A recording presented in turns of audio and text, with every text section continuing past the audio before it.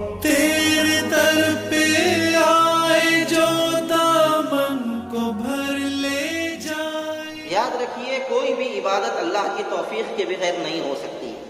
بہت سارے لوگ اس سال حج کا ارادہ کیے تھے، انہوں نے پیسے بھی جمع کر دیے تھے، نام بھی آ گیا تھا، جانے کی تیاریاں بھی کر لی تھیں، لیکن کچھ ایسے اسباب بنے، ایسے حالات بن گئے کہ ان کا حج کو جانا بظاہر مشکل ہو گیا۔ تو یہاں سے یہ بات سمجھ میں آتی ہے کہ بندہ اپنی طاقت کے ساتھ کوئی عبادت نہیں کر سکتا جب تک اللہ کی توفیق شامل حال نہ ہو، جب تک اللہ تبارک و تعالیٰ کی جانب سے وہاں پر حاضری کی توفیق نہ ہو بندہ وہاں تک نہیں پہنچ سکتا۔ بہت سارے لوگ یہ سمجھتے ہیں کہ ہمارے پاس پیسہ ہے، ہم پیسے کی وجہ سے حج کر لیں گے۔ یاد رکھیے پیسے کی وجہ سے کوئی حج نہیں کر سکتا۔ جب تک اللہ تبارک و تعالیٰ کی توفیق نہ ہو اس وقت تک بندہ کوئی عبادت نہیں کر سکتا۔ اب تو بظاہر ہم حج کو نہیں جا سکتے، تو اللہ تبارک و تعالیٰ نے بندوں پر رحم کیا۔ اگرچہ ہم جسم کے اعتبار سے تو حاضر نہیں ہو سکتے ہیں، لیکن تصورات کی دنیا کو اللہ نے بڑی وسیع کر رکھا ہے۔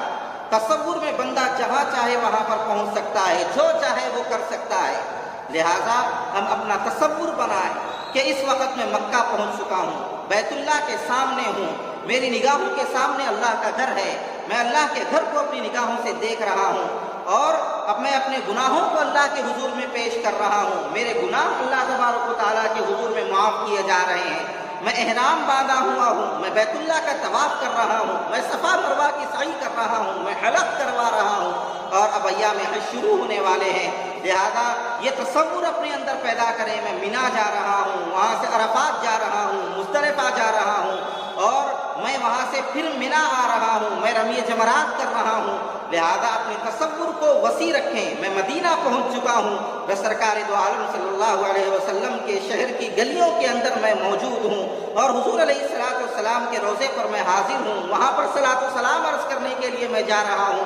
اب میں نے سرکار کے روضے پر سلام عرض کر دیا ہے، میرے دل کو ایک طرح کا سکون اور قرار مل گیا ہے۔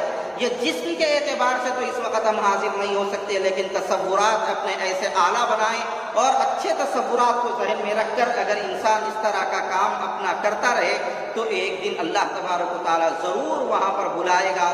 اگرچہ بدن کے اعتبار سے حاضری نہیں ہو سکی، لیکن تصورات، خیالات، اپنی فکر اور اپنا ذہن مکہ اور مدینے میں لے جائیں۔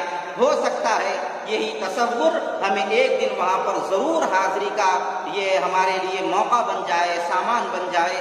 اس لیے جو حضرات وہاں پر پہنچ نہیں سکے ہیں مایوس نہ ہوں، اپنے تصور کو وہاں لے جانے کی کوشش کریں۔ اگر تصورات کی دنیا کو ہم وسیع رکھتے ہوئے پاکیزہ بنانے کی کوشش کریں گے، غلط خیالات، غلط افکار، غلط ذہن انشاءاللہ ہمارا نہیں بنتا رہے گا۔ اللہ تعالیٰ صحیح علم و عمل کی اپنے کرم سے توفیق عطا فرمائے۔ وآخر دعوانا الحمدللہ رب العالمین۔